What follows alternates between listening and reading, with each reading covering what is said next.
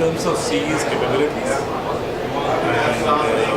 what value addition do you bring to the defense market in Southeast Asia? Specific reference to Malaysia, Indonesia, Brunei. Okay. All right. Okay, yes, so that's a very good question. CAE brings a lot of value to the Asian defense market because of the number of new sophisticated platforms in aviation and modernization programs that are coming to the region. When you have sophisticated maritime programs such as the P3 or the Black Hawk or the Seahawk, that's exactly where CAE participates, and we have a number of those types of programs across the region. Could you highlight some of the core activities which you do? One of our largest activities here in the region is the Brunei Multi-Purpose Training Center, the MPTC. This is a facility where we're teaching not only aviation, but emergency management, and in short-term, near-term healthcare training, as well as oil and gas. So this is one of our largest initiatives in the region. We also have approximately 10 other training centers in the region that are teaching both civil aviation and military operations. In terms of differentiate between civil and military, could you please tell us what military platforms you offer simulation and training, and what civil platforms? Okay, all right. So we do have a mix of both civil and military platforms significantly across the region. On the civil side, we have training centers in Kuala Lumpur where we train all of the Air Asia pilots and about 25 other airlines that are training here in KL. We have civil training centers that CAE owns in Singapore, in Manila with Cebu Pacific.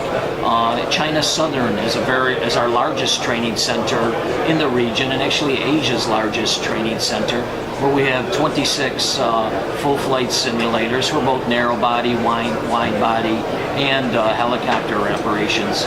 CAE has a low-cost carrier training center in Korea for Airbus A320 and 737 NG, and we also have a training center in Hong Kong. Those are on the civil side.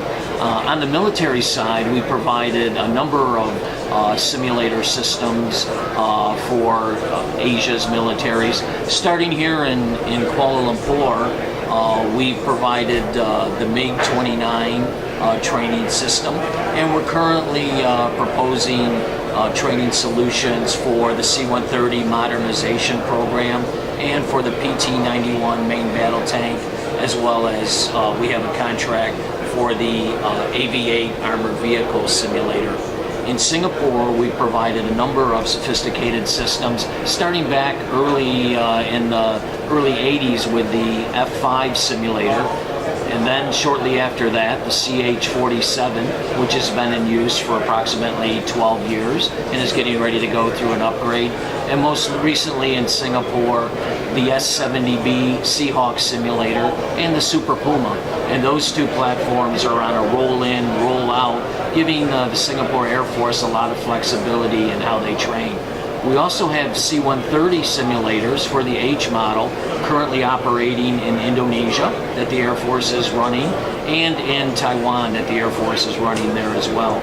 In addition, in Taiwan, we have an S-70 Seahawk platform, and most recently, a very sophisticated high-end P3 platform for maritime surveillance that teaches not only the aircraft commander and the pilot, but all the back-end operators on that sophisticated mission. In Korea, we've been a supplier to Korea helicopter programs, including the Cobra and the UH-60. Any new opportunities or any new developments in technology which you are looking at going forward, such as cyber training or UAV training? Okay. So CAE has a strong base now in UAV, unmanned UAS training systems, and we have significant platforms that are operating now in North America, and we also have a very sophisticated system here in Southeast Asia. So we're trying to expand on that as we see the local regional armed forces using the UAV and the UAS systems for additional maritime surveillance, for border control. So we are talking to a number of customers about those opportunities, but based on the systems we already have in place around the world. So in terms of the new areas such as UAS and Spain, how long will it be until we see some really full-fledged developed systems, which are working? Yeah. So regarding the UAVs, there are significant high capability systems that are operating now in the region. But I think for national security reasons, it hasn't been as public as some of the other platforms that are operating across the region.